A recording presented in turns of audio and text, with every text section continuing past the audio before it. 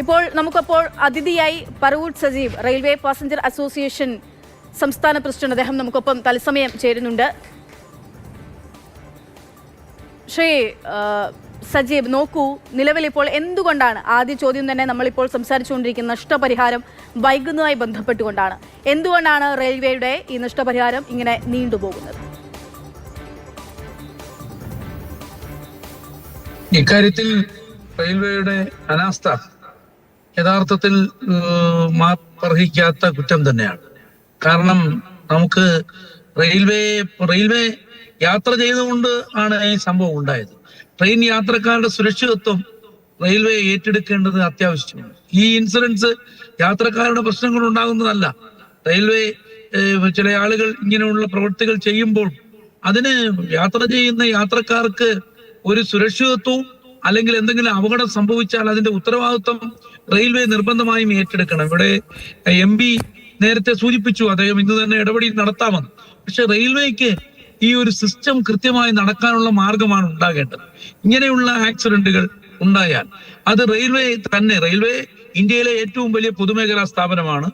ആയിരക്കണക്കിന് ലക്ഷക്കണക്കിന് യാത്രക്കാരാണ് ദിനം പ്രതി റെയിൽവേ ട്രെയിനിൽ കൂടി യാത്ര ചെയ്യുന്നു.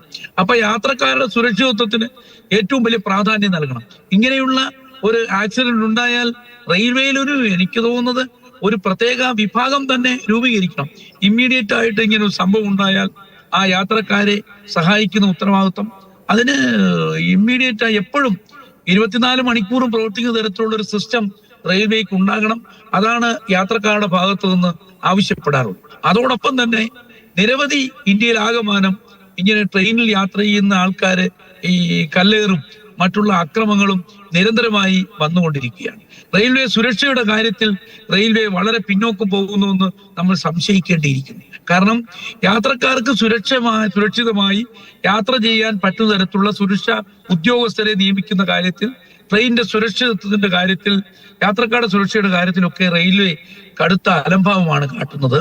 റെയിൽവേ സുരക്ഷാ ജീവനക്കാരുടെ നിയമനത്തിലായാലും സുരക്ഷാ മാനദണ്ഡങ്ങൾ പാലിക്കുന്ന കാര്യത്തിലായാലും റെയിൽവേ കുറച്ചുകൂടി ജാഗരൂകരായി പ്രവർത്തിക്കണം എന്നുള്ളതാണ്. അടിസ്ഥാന പ്രശ്നങ്ങൾ പരിഹരിക്കാൻ അല്ലെങ്കിൽ അടിസ്ഥാന പ്രശ്നങ്ങൾക്ക് പരിഹാരം കാണാനുള്ള സമയം, കാലതാമസം ഇനിയും ഉണ്ടാകുന്നു എന്നുള്ളതാണ്. നമ്മുടെ റെയിൽവേ അങ്ങ് നേരത്തെ പറഞ്ഞ പോലെ തന്നെ ഇന്ത്യയിലെ ഏറ്റവും വലിയ പൊതുമേഖല, ഇന്ത്യയിലെ തന്നെയല്ല ലോകത്തിലെ തന്നെ ആ തരത്തിലേക്ക് ഉയർന്നു വന്ന പൊതുമേഖലാ സ്ഥാപനമാണ് ഇന്ത്യൻ റെയിൽവേ എന്ന് പറയുന്നത്.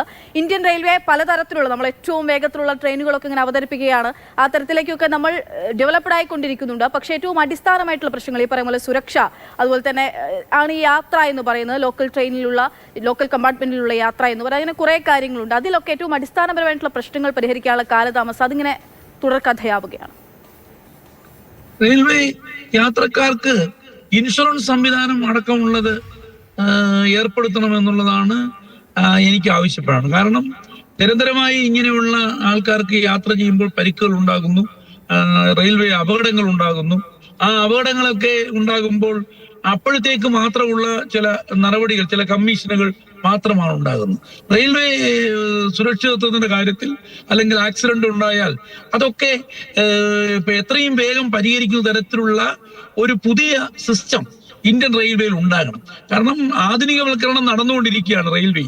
ആ ആധുനികവൽക്കരണത്തിന് അനുസൃതമായി യാത്രക്കാരുടെ സുരക്ഷിതത്വം ഉറപ്പുവരുത്താനുള്ള പുതിയ മാർഗങ്ങൾ, നല്ല തരത്തിലുള്ള ലോകം അംഗീകരിക്കുന്ന ആൾക്കാർക്ക് അപ്രാപ്യമായ അങ്ങനെയുള്ള നടപടികൾ റെയിൽവേയുടെ ഭാഗത്തുനിന്ന് ഉണ്ടാകണം. ശരി, Paravur Sajeev railway passenger association സംസ്ഥാന പ്രസിഡന്റാണ് പ്രതികരിച്ചത്. അദ്ദേഹം